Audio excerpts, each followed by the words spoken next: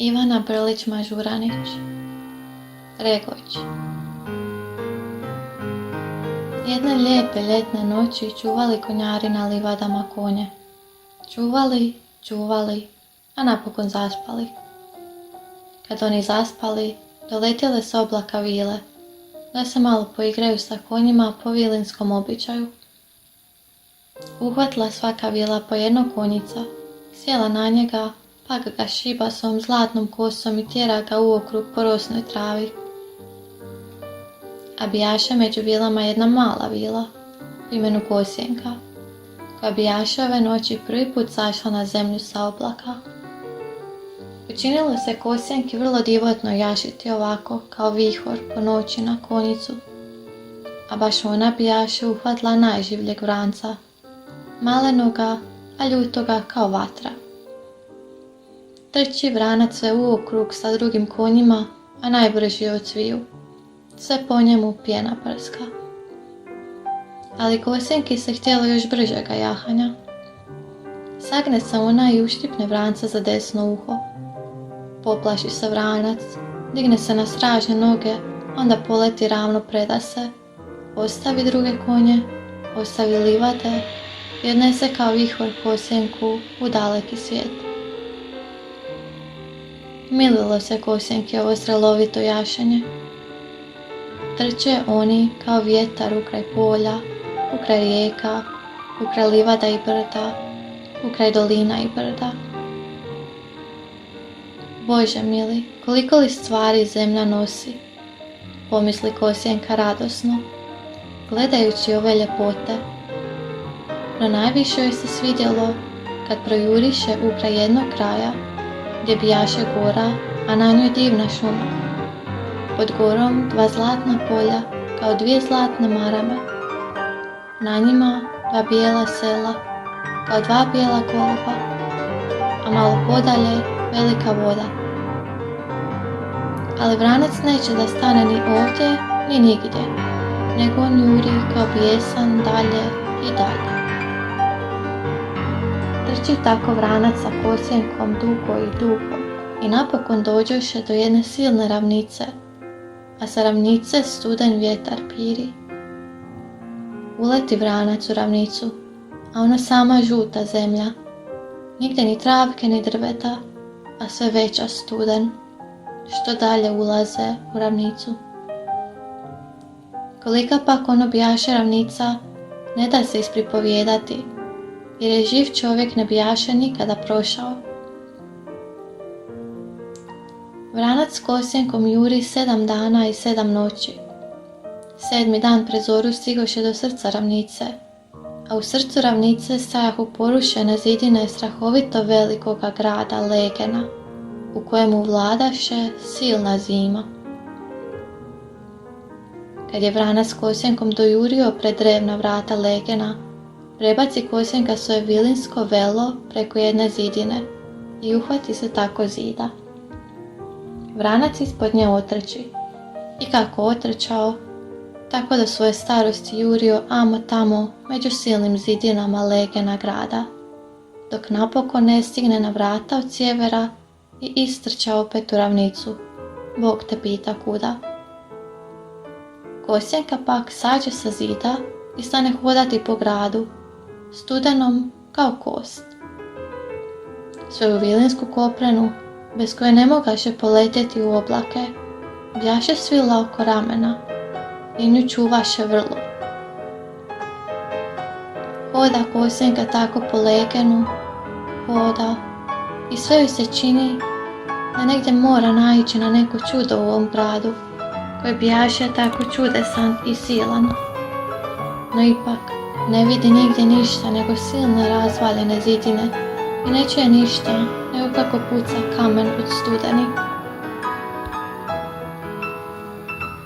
Najednom, kada Kosjenka zakrenula oko najvećega zida, a ono pod zidom spava golem čovjek, veći nego li najveći hrast u najvećoj šumi. Na tom čovjeku ogromni plašt od debela platna, a opasao se remenom od 5 hvati.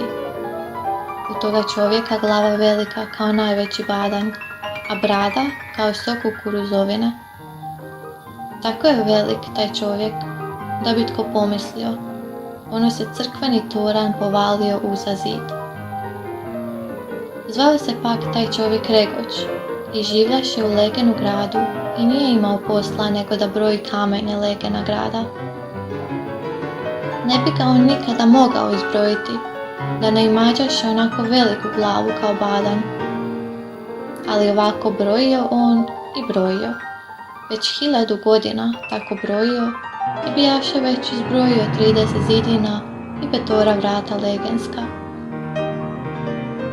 Kad je Kosjenka opazila Regoća, skrsila ruke od čuda.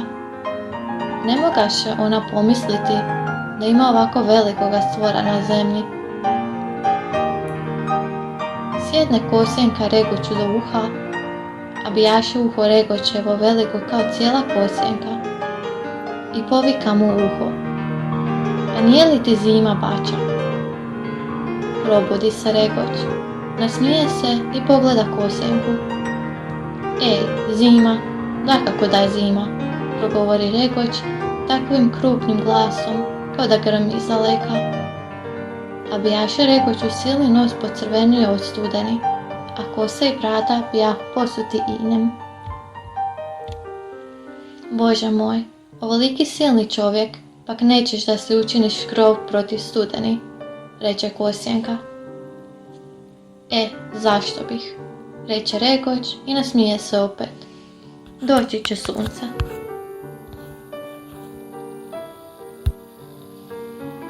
Podigne se Regoć da sjedne.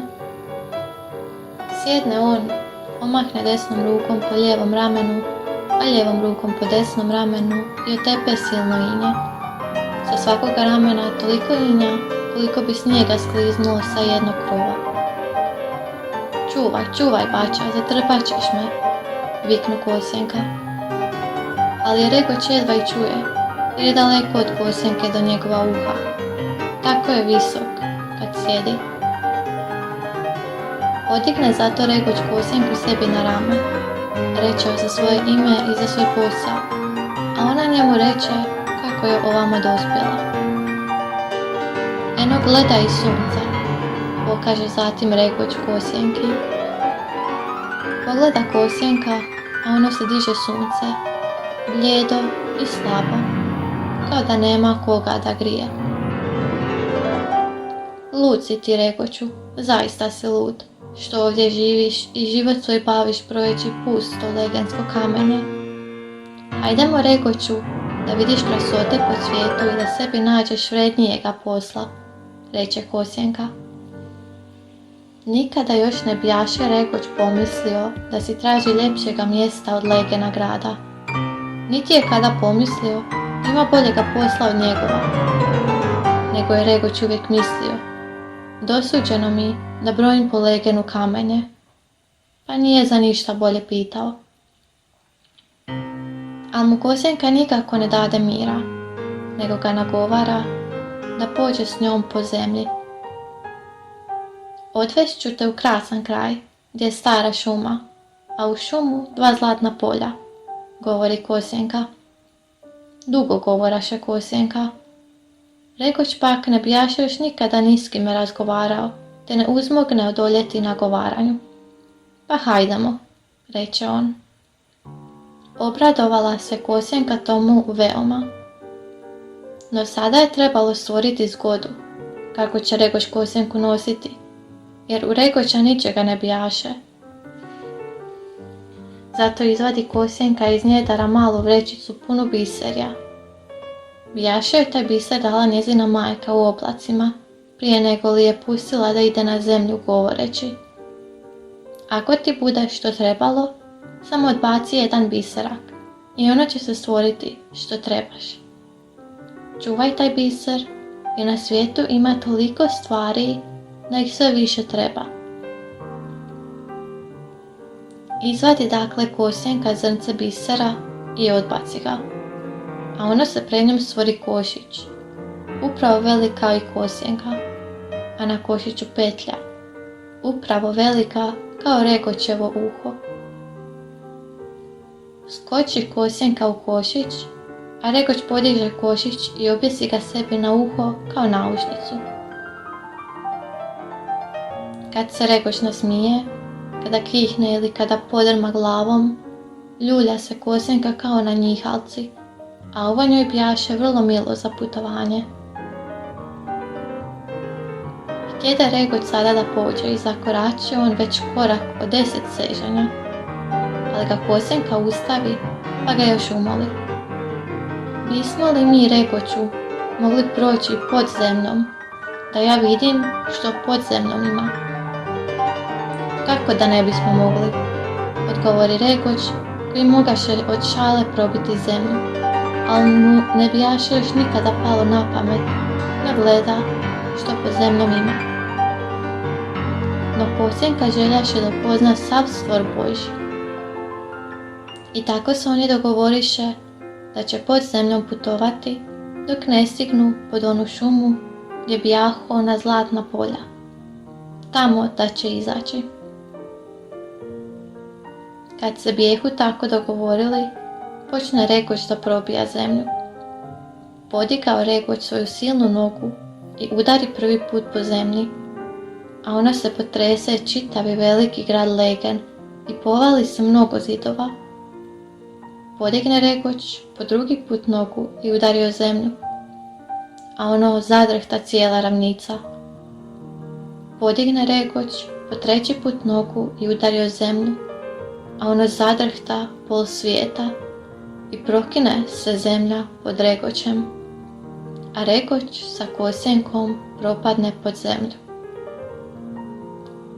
Kad oni dolje, al pod zemljom sve prorovano, na sve strane putovi, stupovi i sam Bog bi znao tko onuda toliko prolazi. I čuju se vode gdje šume i vjetrovi gdje pire. Pođoš oni tako po jednome putu i donekle im bijaše svjetlo od one pukotine kroz koju bijahu propali. Ali kad oni dalje, a ono sve veći mrak, crni mrak, kakvoga nema nego pod zemljom. Regoć svejednako i po mraku ide, hvata se silnim rukama od stupa do stupa. Kosjenku obuzme strava od onolikloga mraka. Uhvatila se ona Regoću za uho i povika: "Mrak je, Regoću." Pa neka je, odvrati Regoć. Nije mrak došao k nama, nego smo mi došli k njemu. Razljuti se Kosjenka, što je Regoću svašta pravo, a ona se bijaše ponadala velikim stvarima od tako silnoga čovjeka. Teško si ga meni uz tebe, da nema mojega biserja, razljuti se Kosjenka. Zatim ona odbaci jedno zrnce biserja, a ono se njoj u ruci stvori svjetiljka, jasna kao da zlatom gori. Mrak uteče dublje u zemlju, a putovi se podzemni rasvjetliše nadaleko. Obradovala se Kosjenka svjetiljci, jer joj se pokazuju čuda, što od starine pod zemlju propadoše. Na jednom se mjestu vide dvori gospodarski, sve vrata i prozori zlatom obloženi, a crvenim mermerom ozidani. Na drugome mjestu opet oružje junačko, tanke diljke i teške dameskinje, alemom i dragim kamom urešene. Na trećem mjestu blago davno pokopano, zlatni pladnji i srebrne čaše, dukatima zapunjene, i kruna carska, 3 put prežežena. Sve je ovo po volji Božjoj dospjelo ovamo pod zemlju. I tajna je Božja, zašto toliko blago mora ovdje počivati u miru. Ali Kosjenki zaplistala u oči ovolika čuda, a umjesto da pođu dalje ravno putem, kuda bi jako odlučili, umoli Kosjenka Regoća da je pusti na tle, da se poigra, da se nadivi čudima i da pregleda tajne Božje. Spusti Regoć Kosjenku, a Kosjenka uze svjetiljku svoju i otrča do dvorova, do oružja i do blaka. Kako joj se u igri ne bi iskupila vrećica biserja, metnuje Kosjenka do jednoga stupa. Regoć pak sjedne malo podalje, da počine. Stala se Kosjenka igrati sa blagom, razmatrati, premetati divote. Prebacuje po sitnim rukama žute dukate, ogleda čaše srebrom urezene i meće na glavu krunu 3 put prežeženu. Poigrala se, pregledala i nadivila se, a onda opazi još jedan vrlo tanani štapić od bijelokosti koji bijaše oslonjen u jedan silni stup. A upravo samo ovaj tanki štapić držaše onaj silni stup, da se ne sruši, jer stup bijaše od vode posama izlizan. I zato bijaše Bog onako spustio štapić i oslonio se taj štapić pod zemljom o stup. Ali Kosjenka se upita, zašto li upravo onaj štapić tamo stoji? I pođe te odmakne štapić da ga ogleda. Kad Kosjenka prihvati štapić i odmakne ga, zajeće podzemni putevi, zanjiha se čitav onaj silni stup, zanjiha se, uruši se i osu se čitavo brdo zemlje, zatvori se, zatrpa se put između Regoća i Kosjenke, niti čuju niti vide jedno drugo, niti mogu jednog drugomu. Tako je to bijaše uhvaćena pod zemljom mala vila Kosjenka. Zatvorena je živa u onom velikom grobu i možda nikada neće vidjeti onih zlatnih polja kojima bijaše pošla. A to sve zato što nije htjela da putuje ravno kuda bijahu nakanili, nego se sustavljala i svraćala desno i lijevo da uhodi tajne Božje.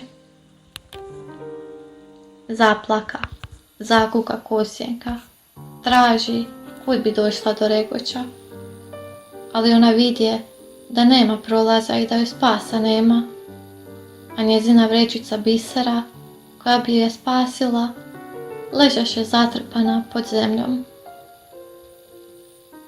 Kad je sve ovo vidjela Kosjenka, prestade plakati, jer bijaše vrlo ponosna i pomisli, nema druge, valja umrijeti. Od Regoća mi pomoći nema, jer je Regoć luda glava, koja ni sama sebi ne pomaže, a kamoli da se dosjeti da meni pomogne. Nema druge, treba umrijeti. I pripravi se Kosjenka odmah na smrt, ali hoće ona neka znade koje jednom u tom grobu nađe, da ona bijaše roda visokoga. Zato meće na glavu krunu 3 puta prežeženu, pa uzima u ruke štapić bjelokosni, a onda legne da umre. Uz Kosjenku nikoga nema, samo njena svjetiljka što sjaji kao da zlatom gori. A kako Kosjenka bivaše sve hladnija i ukočenija, tako je i svjetiljka sve pomalo gasnula. Regoć pak zaista bijaše luda glava. Kad se ono urušio stup i kad se zasula silna zemlja među njim i Kosjenkom, nije se on ni makao, nego ostade onako sjedeći u mraku. Tako on još neko doba sjedio, a onda se istom nakani da pođe i da vidi što je tamo. Napipa on u tami do onoga mjesta gdje prije bijaše Kosjenka. Napipa i osjeti da se tamo zemlja zasula i da na onu stranu više nema prolaza. Na onu stranu više nema prolaza, pomisli Regoć, i više ništa nije znao o tom pomisliti, nego se on okrene, ostavi brdo zasuto, a za brdom Kosjenku, i pođe natrag putem kud bijahu došli od Legena. Ide tako Regoć, ide svojim putem se od stupa do stupa. Već je daleko poodmaknuo, ali sve mu nešto nije pravo. Ne zna Regoć sam što je ono što mu nije pravo. Popravlja on remen na pojasu, da ga možda remen ne steže, pa onda proteže ruku ramenu, da mu možda ruka nije zaspala. Ali nije ni ovo ni ono, nego mu još jednako nije pravo. Čudi se Regoć, što li je to njemu? Čudi se i od čuda potrese glavom. Kad Regoć potrese glavom, zaljulja se košić njemu na uhu. A kad je Regoć osjetio kako je košić lagan i kako u njemu kosenke nema, onda Regoća stisnulo kruto u srcu i prsima. I on se, luda glava, ipak dosjeti da ono njega mori žalost za kosjenkom i dosjeti se da valja kosjenku spasiti. Teško se bijaše Regoć što mu domislio. Ali kad se domislio, onda se kao vihor okrenio i poletio natrag do onoga mjesta gdje bijaše ostavio zasuto brdo, a za brdom kosjenku. Poletio i za čas tamo stigao. Kopa Regoć objema rukama brdo. Kopa, kopa i začas otkopa veliku rupu i ugleda kosjenku. Leži kosjenka u zlatnoj kruni prežeženoj, već je ohladnjela, sva se ukočila, a krajnja svjetiljka, plamen joj sitan kao najmanja krijesnica. Da je Regoć viknuo od žalosti, potreslo bi se podzemlje i uglasila bi se sasvim svjetiljka. Nestalo bi i one male svjetle krijesnice kraj hladne kosjenke. Ali Regoća bijaše od žalosti tako stisnulo u grlu da nije mogao viknuti, nego on pruži svoju silnu ruku i polako dohvati hladnu kosjenku i položi na svoj dlan, te grijaše i grijaše među oba dlana kao zimsku ptičicu. I gle, iza nekog doba makne kosjenka ručicom i svjetiljka odmah jače zasvjetli. A onda makne kosjenka glavom i plamen na svjetiljci još jače zasvjetli. Napokon otvori kosjenka oči, a svjetiljka plane tako jasno kao da zlatom gori. Kosjenka pak skoči na nožice, uhvati se Regoću za bradu i od velike radosti zaplakaše oboje. Regoćeve suze bijahu krupne kao kruške, a kosjenkine sićušne kao proso, ali u stvari isto bijaše i oni se od to doba silno zavolješe. Kad se isplakaše, nađoše još kosjenkin biser, te onda pođoše dalje na put, ali ni u što više pod zemljom nisu dirali. Ni u lađa potopljene, a blagom krcate, koje bijahu ovamo propale sa morskoga dna, ni u koralj crveni, ni u jantar žuti, što se nizao oko podzemnih supova. Ni u što više nisu dirali, niti su gdje stajali, nego iđahu ravno putem da izađu kod ravnih polja. Kad već dugo tako iđahu, rekne kosjenka Regoću da ju podigne. A kad on to učini, dohvati kosjenka nešto zemlje njima iznad glave. Dohvati zemlje, pogleda u ruku, a kad ono među zemljom blišće i iverje. Evo nas Regoću pod šumom ukraj zlatnih polja, likne kosjenka. Hajde da izađemo. Pruži se na to Regoć i stade glavom probijati zemlju.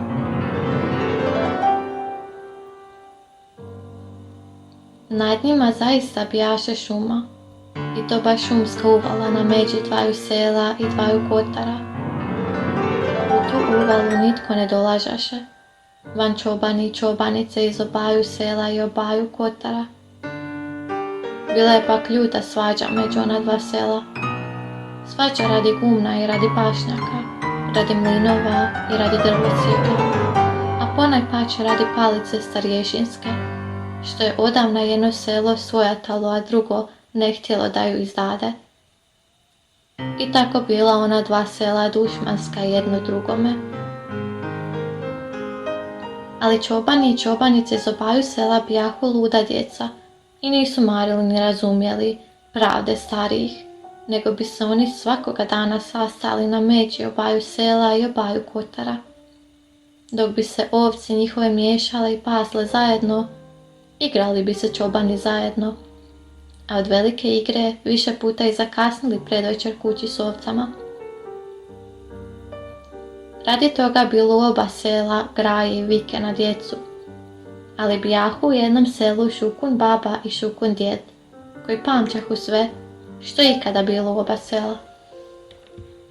Oni su govorili: pustite ljudi djecu, boljim će plodom uroditi dječja igra po planini, nego li vaše žito po poljima. A čobani, kao i prije, dolažahu na ono mjesto s ovcama, jer baš odviše i ne pitahu stariji što rade djeca.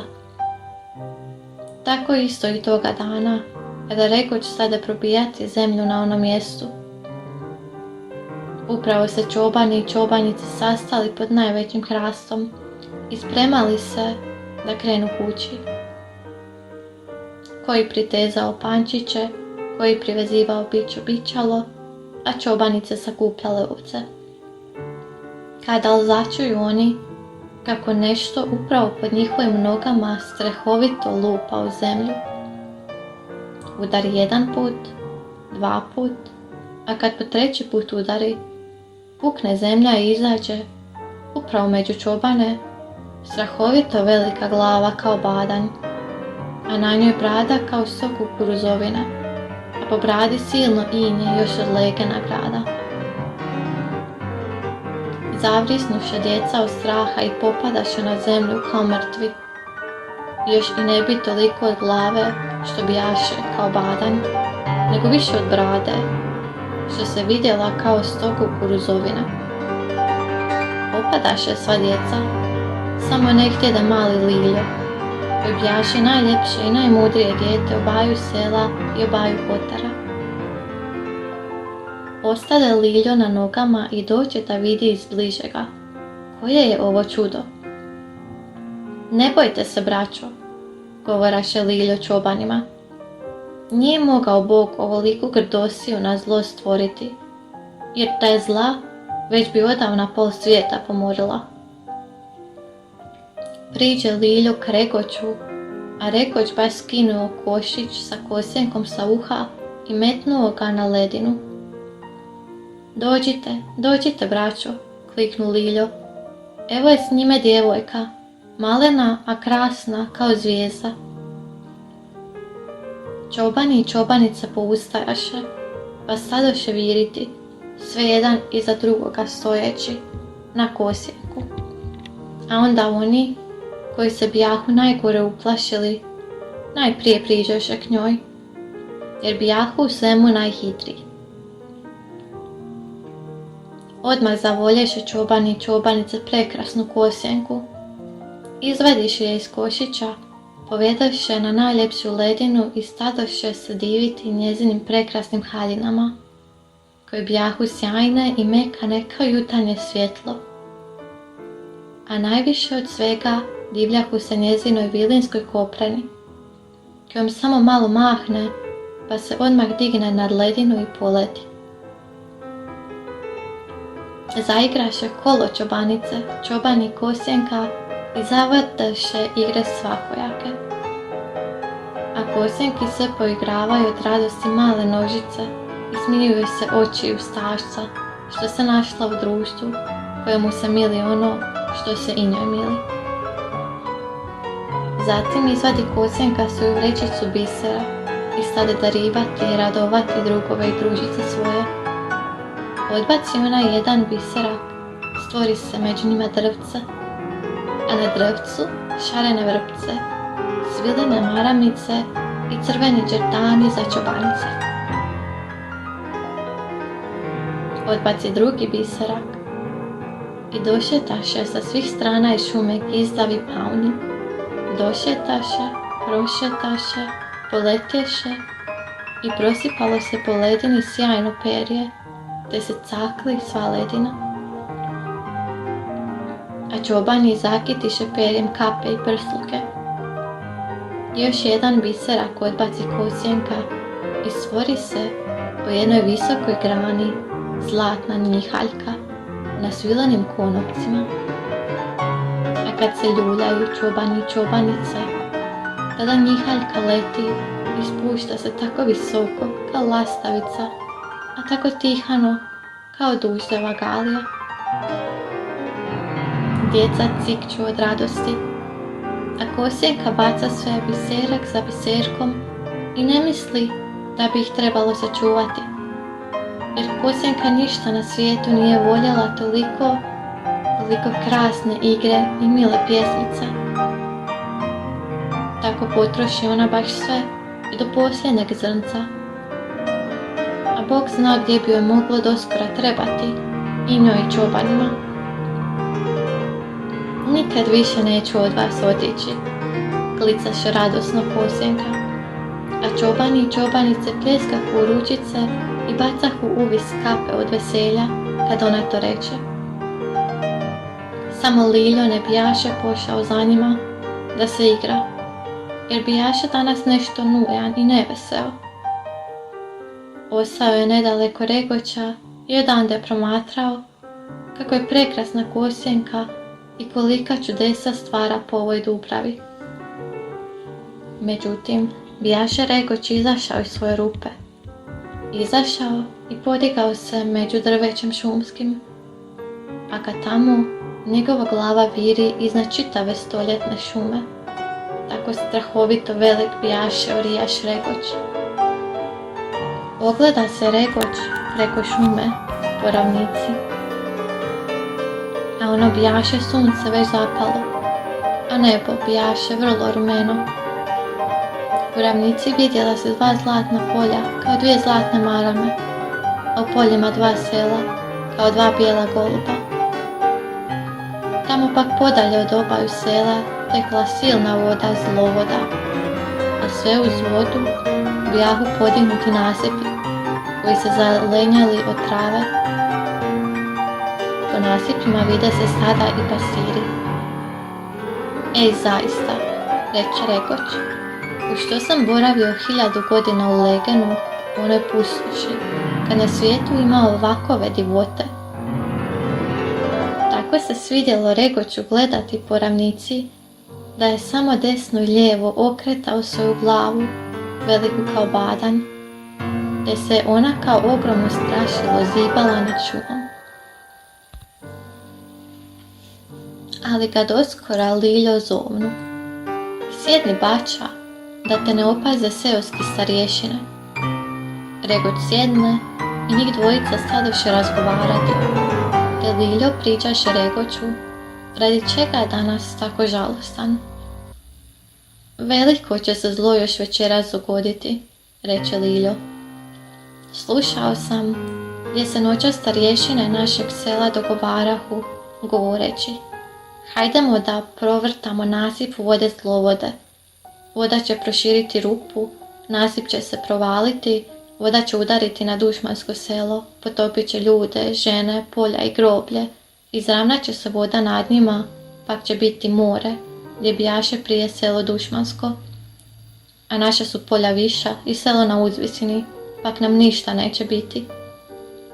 Tako se dogovarahu, a onda zaista odoše i poneseše veliki svrdao, te tajno u noći provrtaše nasip.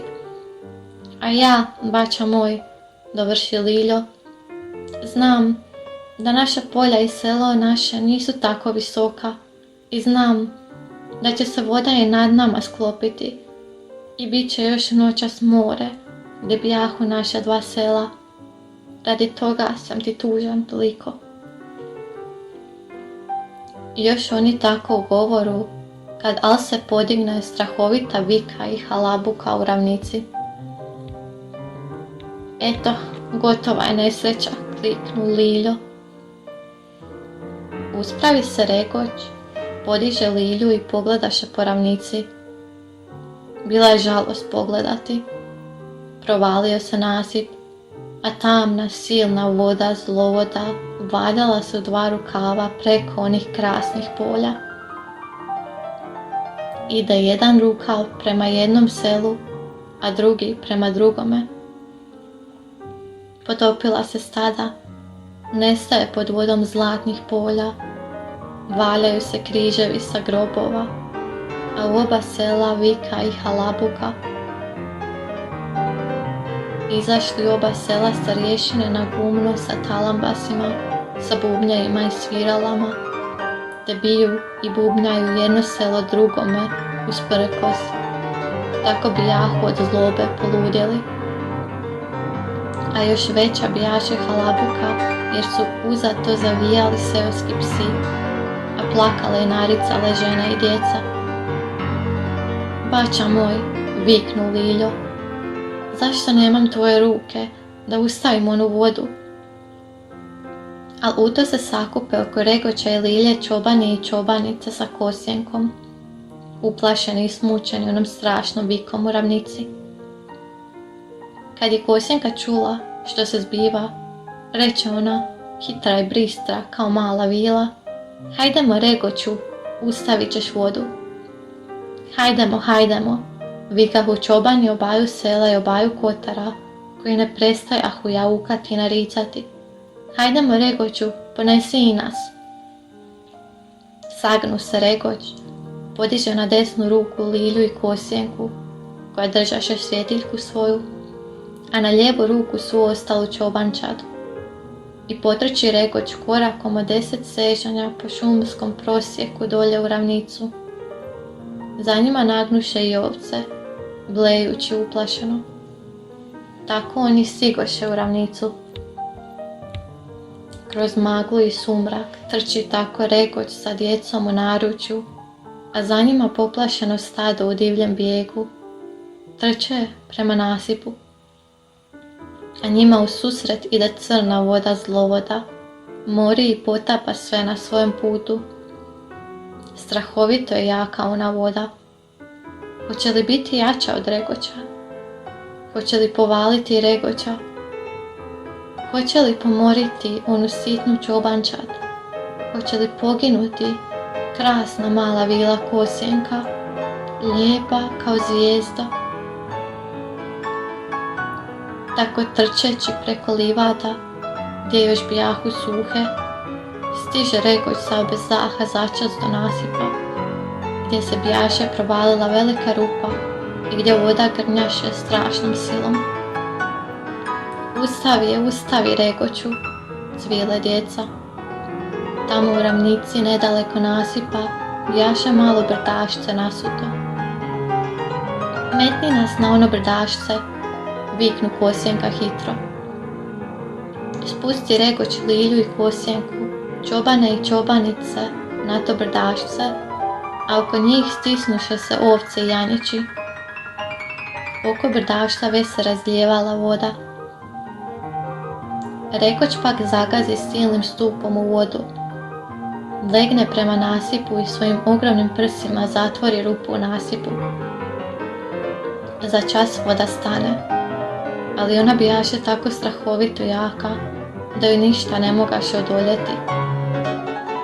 Upre se voda, nasrne Regoću o ramena, te ispod njega, iznad njega, oko njega, sa svih strana provali opet i dalje se valjaše po ravnici. Raširio Regoć obje ruke, zgrče šakama zemlju, ali što god on zgrne, voda začas odnese. Pa se voda po ravnici diže sve više i više. Od polja, od sela, od blaga i od gumna ne vidi se ništa više. Oba sela samo krovovi i toranj crkveni vire iz vode. I oko brdašca gdje bijahu čobani i čobanice sa Liljom i Kosjenkom, dizaše se voda sve više i više. Plače i nariče jadna čobančad, koji za majkom, koji za bratom ili sestricom, a koji za kućom i baščicom, jer vide da su oba sela propala i da nikomu nema spasa, a i k njima se eto voda diže. Stisnuli se čobani sve više i više na vrh dašca, kupe se i stišću oko Lilje i Kosjenke, koji stoje jedno do drugoga usred djece. Liljo stoji tih i blijed kao kamen, a Kosjenkine se oči sjaju i ona podiže svjetiljku prema Regoću, da mu posao osvijetli. Kosjenkina koprena diže se i bije na noćnom vjetru i leprši povrh vode, kao da će sad poletjeti mala vila i nestati iz ove grohote. Kosjenko, Kosjenko, nemoj otići, nemoj nas ostaviti, nariču čobani, kojima se činilo kao da je anđeo među njima, da gledahu u Kosjenku. Ne idem nikuda, kliče Kosjenka, ali njezina koprena podjednako leprši, kao da će sama ponijeti preko voda u oblake. U to se začuje vrisak. Bijaše se podigla voda. Bijaše dohvatila rub na skutovima jedne čobanice i odvukla je, da je odnese. Ali se u čas spusti Lilo, uhvati čobanicu i privuče je opet na brdašce. Treba da se svežemo, vikahu čobani, da se svežemo jedan uz drugoga jer propado smo. Evo braćo, evo, viknu Kosjenka, u koje bijaše vrlo milostivo srdašce. Hitro skinu Kosjenka sa ramena svoju vilinsku koprenu i pruži je čobanima. Istrgaše koprenu na trakove, povezaše trakove u dugačku vrpcu i svezaše se čobani jedan uz drugoga oko Lilje i Kosjenke, a oko čobana opet propinjahu se jadne ovčice, kako se ne bi potopile. Kosjenka pak bijavše sada u toj bijedi sirotica, kao i ostala čobančad. Svoj biser bijaše na igru potratila, a svoju vilinsku koprenu bijaše od dobrote srca poklonila i razdrala. I sada ne mogaše ni poletjeti, ni spasti se iz ove nevolje. Ali Liljo bijaše zavolio Kosjenku više nego sve drugo na svijetu. Pa kad im voda stade udarati već u noge, kliknu Liljo. Ne boj se, Kosjenko, čuvat ću te i držat ću te, te podiže Kosjenku na svoje ruke. Jednom rukom se uhvatila Kosjenka Lilji oko vrata, a drugom rukom držala je visoko svjetiljku naprama Regoću. A Regoć, ležeći prsima u vodi, bori se i bori sve udilj s vodom. S lijeva i desna kraj Regoćevih ramena strše srušeni krajevi nasipa, kao dva velika roga. Na Regoću brada raščupana, plašt razderan, ramena mu krvava. Al nikako zlovode ustaviti ne može, nego ono more oko brdašca raste i raste, da potopi čobančad. A bijaše već noći o ponoći, kad al ujedaret sinu misao Kosjenki, i ona se kroz javuk i plać čobana oglasi smijehom i viknu Regoću. Regoću, luda glavo, što ne sedneš među one rogove od nasipa? Što ne zatvoriš leđima vodu? Čobani i čobanice na času mukoše od velikoga čuda, kako li se nitko ne bijaše tomu dosjetio. Čulo se samo, kako se Regoć smije, a nije šala kad se Regoć nasmije. Sve bučka i klokoće oko njega ono more, kako se Regoć trese od smijeha, što bijaše tako lud. A onda ustane Regoć, okrene se i eto ti ga na, sjedne među one rogove. Čuda li velikoga, Bože moj, stade voda zlovoda, kao da si stijenu navalio u nasip. Stade, ne može preko pleći regoću, nego poče teći svojim koritom, kuda je i prije tekla, sve stružući uz leđa regoću. Ele, Bože, čuda i spasenja. Spaseni bijahu sada čobani i čobanice od najgore nevolje, a regoć, lijepo sjedeći, dohvaćao rukama zemlje i zatrpavao se polagano ispod sebe i ukraj sebe nasip. Počeo on noći o ponoći, a kad stala zora svanjivati, bio je posao gotov. Upravo sunce sinulo, kad je regoć ustao sa nasipa od gotova posla, da pročisti bradu, u kojoj se bijaše nahvatalo mulja i granja i sitnih ribica.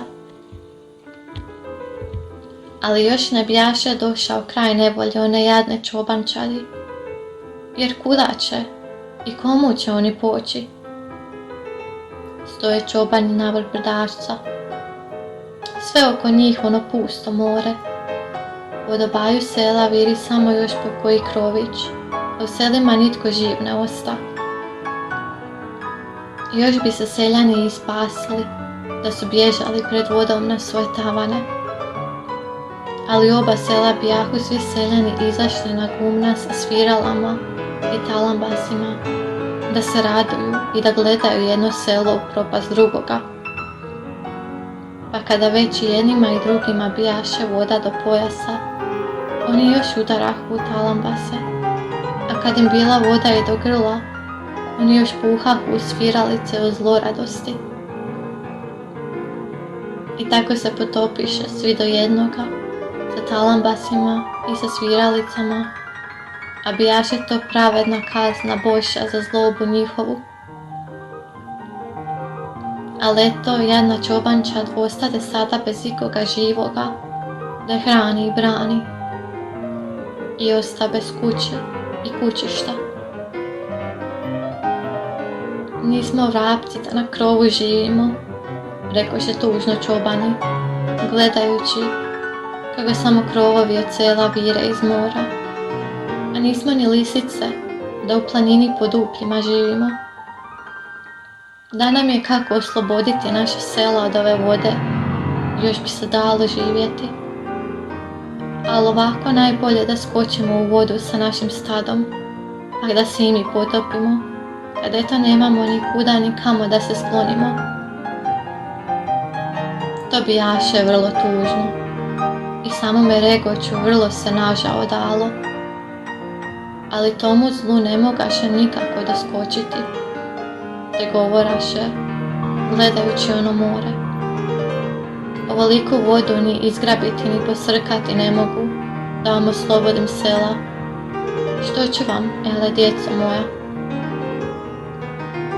Ali se u to javi Liljo, najmudrije dijete onih kotara. Regoću, bača moj, ako ne možeš ti da posrčeš ovoliku vodu, zemlja će ju posrkati, zemlja.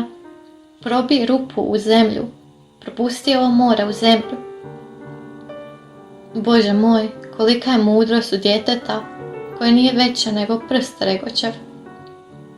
Zaista udari regoć u zemlju, probije rupu, a zemlja, kao žedna aždaja, stane srkati, gutati i navlačiti u se ono silno more sa čitave ravnice. Ne potraja dugo i posrka zemlja svu vodu i ukazaše se opet sela, polja i livade, povaljane i zamuljane, ali svako na svom mjestu. Obradovaše se tužni čobani i čobanice, ali najradosnija od svih bijaše Kosjenka. Pljesnu ona u ručice i povika: alaj, divoteli, kad se ova polja opet pozlate i livade zazelene. Ali na to opet oboriše glavu čobani i čobanice, a Liljo reče: a tko će nas uputiti? kako da posijemo polja i oremo njive, kad nam nitko stariji ne osta. I zaista nadaleko i široko ne bijaše nikoga starijega, nego samo ova hrpa jadne djece u ovoj povaljanoj ravnici, a s njima Regoć, koji bijaše toliko golem, nespretan i neuputan, da nije mogao ni glavom zaviriti po njihove krovove, niti se što razumije u njihova polja i plugove. Snužili se iznova svi, a ponajviše Regoć, koji bijaše toliko zavolio prekrasnu Kosjenku, a sada eto ne mogavše ni njoj ni čobančadi da bude od kakove koristi. A što je bilo najgore, zaželio se Regoć silnoga svoga pustoga legena. Bijaše se on ove noći nagutao mulja za 1000 godina i nagledao strahota i suviše.